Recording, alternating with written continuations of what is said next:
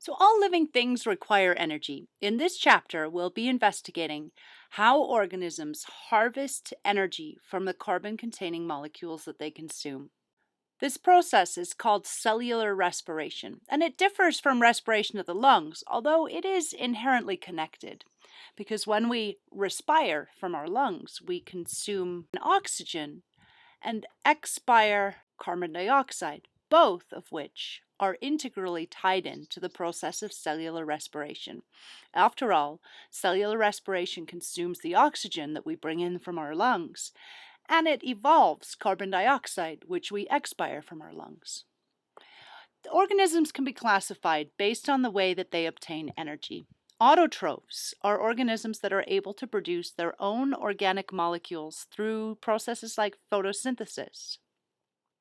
And heterotrophs live on organic compounds that are produced by other organisms. Auto, self, troph, feeding. So self-feeding versus hetero, others, trophs, feeding. So heterotrophs means feeding on others.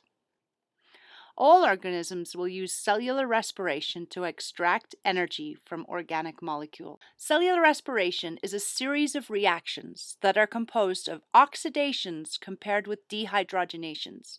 We've already investigated that oxidation is loss of electrons, and reduction is gaining electrons.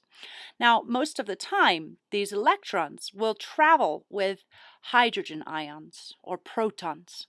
When we combine one electron and one proton, we essentially have a hydrogen atom that's stable.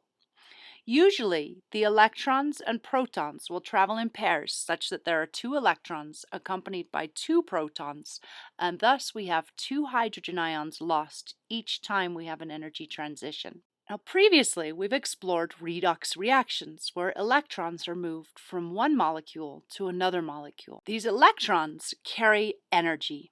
In the process of cellular respiration, we'll run into a couple of very important electron carriers. So they basically are oxidizing glucose or other foods and stripping electrons from them in order to make ATP from this energy. The first molecule that we're most interested in as an electron acceptor or electron carrier is NAD+, or nicotinamide adenine dinucleotide. You only need to know it as NAD+. It's an electron carrier, and it'll constantly come up to glucose and carry electrons away. Remember, electrons represent energy. So anytime electrons are carried away, energy is carried away from that molecule. NAD can accept two electrons and one proton to become NADH. Most often we note that as NADH plus an H plus molecule because, of course, the electrons and protons travel together, and thus we're always going to have two electrons and two protons. This extra proton, however, is donated to the solution. Keep in mind that this reaction is reversible. Here in the figure below, we can see that we have an enzyme that picks up hydrogen ions as well as NAD+. Through an oxidation-reduction reaction, the two electrons and the proton are transferred onto NAD. Now we have an NAD that's loaded with two electrons, which represent energy, and an extra hydrogen ion. If we run this reaction in reverse and recycle NAD, so NADH will lose its hydrogen ion and its two electrons and be reverted to NAD+, we have reduction. Overall, in the harvest of cellular energy, there are dozens of redox reactions, which involve a couple of different electron acceptors, including NAD. In the end, high-energy electrons from the initial chemical bonds that we'll see in glucose have lost much of their energy, at which point they'll be transferred to a final electron acceptor. So essentially, it's like carrying electrons away and bouncing them down through energy levels in order to capture the energy that was stored in the electrons and synthesize ATP. As the electrons release energy for the synthesis of ATP and move down in energy levels, they're received by a final electron acceptor. When this acceptor is oxygen, the process is called aerobic respiration. And when the final electron acceptor is an inorganic molecule other than oxygen, the process is called anaerobic respiration because it does not require oxygen. And the other option is when the final electron acceptor is an organic molecule that's not oxygen. We call this fermentation. So chemically, there's little difference between the catabolism of carbohydrates in a cell and the burning of wood in a fireplace. It all involves the same equation, C6H12O6 plus 6 oxygens. Once it's burned, is transformed into 6 carbon dioxides, 6 waters, and energy. In our case, that energy is stored as ATP and released as heat. In the case of burning wood in a fireplace, that energy is just in heat and light that keeps us warm. When we consider this reaction as a whole, the change in free energy is negative 686 kilocalories per mole of glucose. That is, the glucose has lost energy. We have a negative delta G. But that energy is now stored in the form of ATP. Of course, some was lost as heat. In the conditions that exist inside a cell, the energy released can be as high as negative 720 kcals per mole. This means that under actual cellular conditions, more energy is released than under the standard conditions outside of a cell. The reason that we get more energy out of burning glucose inside a cell than we do by burning wood in a fireplace is that this large amount of energy is released in small steps rather than all at once like we see in a fireplace. Again, let's take a look at our electron carriers. There are many types of carriers used.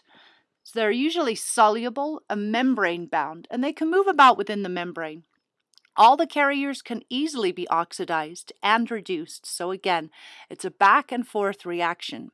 Some of the carriers carry only electrons, and some carry electrons as well as protons. We've already taken a look at NAD+. This one acquires 2 electrons and a proton to become NADH. Now, it's not important that you know these structures. I'm simply showing them to you so that you can understand how the electrons and protons move. This whole molecule is NAD+, and we have 2 hydrogens that we're adding onto here. Each hydrogen contains 1 proton and 1 electron. After reduction, NAD has physically taken 1 hydrogen as well as 2 electrons. And we have 1 free hydrogen because, as you'll recall, I said electrons travel in pairs and they usually travel with a hydrogen. But only one of those hydrogens is actually physically able to join the NAD molecule to form NADH. But remember, 2 electrons do, and we have the spare hydrogen hanging just outside the molecule of NADH. Previously, I've introduced ATP as the energy currency of the cell. Cells use ATP to power most of those activities that require work, the most obvious of which is movement, like our muscle contractions. But even within cells, small organelles need to move around on the cytoskeleton. All of this costs energy. Cells also use ATP to drive endergonic reactions that would otherwise not occur spontaneously. So how does ATP drive an endergonic reaction? Now, the enzyme that catabolizes a particular reaction and costs ATP has a binding site for the substrate as well as ATP. It'll split the ATP molecule, releasing one of the phosphates and leaving it on the original substrate. This liberates over 7 kilocalories per mole of glucose. So the splitting of phosphate off of ATP is an exergonic reaction that releases 7.3 kcals per mole. That is, it has a negative delta G. The other question is, how do we synthesize ATP? Well, the figure down below shows you basically the opposite of what I just said. There are 2 mechanisms. This one is substrate-level. The enzyme that puts ATP together has an active site for something carrying a phosphate, as well as an ADP. It catalyzes the reaction of the phosphates bonding together and releases it as ATP and then the substrate without a phosphate on it. So basically, substrate-level phosphorylation is transferring a phosphate group directly to ADP from another molecule. We see this sort of phosphorylation, or adding of phosphate to ADP, during the process of glycolysis, which we'll look at shortly. There's another way that we might get phosphates attached to an ADP in order to form ATP. That's called oxidative phosphorylation, and that's because it involves the use of oxygen. This type of phosphorylation involves an enzyme called ATP synthase. An ATP synthase uses the energy that's formed in a proton gradient. Now, don't worry too much about the details of oxidative phosphorylation yet, because there's a lot more coming on it later in this chapter. But do get a grip about substrate-level phosphorylation.